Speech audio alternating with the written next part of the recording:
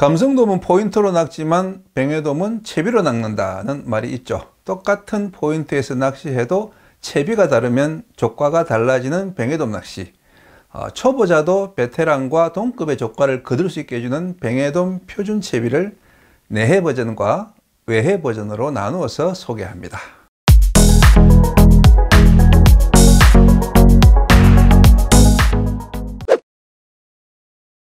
거제, 통영, 남해도, 여수에 이르는 한려수도 내해 지역과 부산, 울산, 경주, 포항, 영덕에 이르는 동해남부 연안에서 낚이는 25cm 안팎의 소형 뱅에돔을 내만 뱅에돔이라고 말합니다. 내만 뱅에돔은 외해에 사는 뱅에돔과 습성이 좀 다릅니다. 유소년기 어종 특유의 군집성이 강하고 밑밥에 반응하면 잘 떠오르지만 입질은 약한 특징을 보입니다. 깊은 곳보다 얕은 여밭에 많이 서식하고 조류가 빠른 곳보다 느린 곳을 좋아합니다. 아침과 해거름에 입질이 집중되는 외해 뱅에돔과 달리 이 내만 뱅에돔은 낮에도 밑밥만 꾸준히 품질하면 마리수 조과를 거둘 수 있습니다. 제로찌만 가지고도 낚시를 많이 하지만 제로찌에 목줄찌를 연결한 2단찌 채비를 많이 사용하고 더 가는 줄과 작은 바늘을 쓸수록 입질 빈도가 늘어나는 것도 내만 뱅에돔 낚시의 특징입니다. 내만에서 사용하는 뱅에돔 낚싯대는 0.6호대나 1호대가 좋고 길이는 5.3m를 주로 쓰지만 다루기 간편한 5m짜리 낚싯대도 좋습니다. 원줄은 플로팅 라인이나 세미 플로팅 라인을 사용하고 줄의 굵기는 2호가 무난합니다. 하지만 1.5호를 쓰면 더 좋습니다. 구멍찌는 제로나 제로 알파찌를 사용합니다.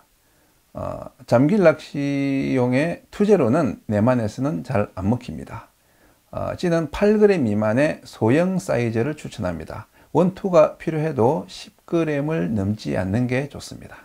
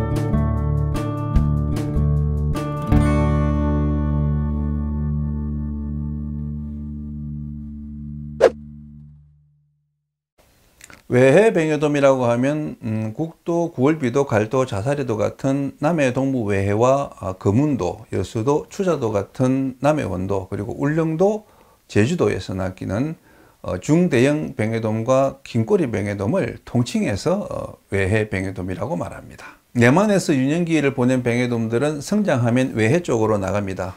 외해의 큰 병해돔들은 군집성이 약하고 또 밑밥에 반응해도 많이 떠오르지 않습니다. 그래서 3 내지 5m 수심층이 주 타깃이 되고 입질이 뜸할 때는 6에서 8m 수심까지도 노려볼 필요가 있습니다. 제로찌 반유동으로 낚시를 시작해서 입질이 없으면 제로찌 전유동이나 또 투제로 잠길 낚시로 전환합니다. 본류대를 노릴 때는 3제로찌를 사용하거나 아니면 비기울찌를 사용한 전유동 낚시도 효과적입니다. 외해 쪽의 병해돔은 입질이 시원해서 다소 큰 찌를 써도 좋습니다. 또 대형급은 이 오후부터 해걸음에 잘 낚이는 그런 특징을 보입니다. 외해에서 낚시할 때는 1호 경질대나 1.2호, 1.5호대를 사용합니다. 대형급과 상대하려면 가벼운 낚싯대보다 220g 이상의 묵직한 낚싯대가 좋습니다. 원줄은 플로팅 라인보다 바람에 덜 날리는 세미 플로팅 라인이 좋습니다. 굵기는 1.75나 2호가 무난하고 2.5호까지도 사용합니다. 구멍찌는 제로와 투제로를 많이 사용합니다. 병해돔이 떠서 낚일 때는 제로찌로 3 내지 4m층을 노리고 약간 깊이 낚일 때는 투제로찌로 5 내지 7m층을 노립니다. 8g 안팎의 S 사이즈보다 15g 안팎의 M 사이즈 찌를 추천합니다. 바람이 강한 겨울에는 20g이 넘는 L 사이즈도 필요합니다. 슬림한 형태보다 안정감이 높은 도토리형이나 원추형 찌가 좋습니다.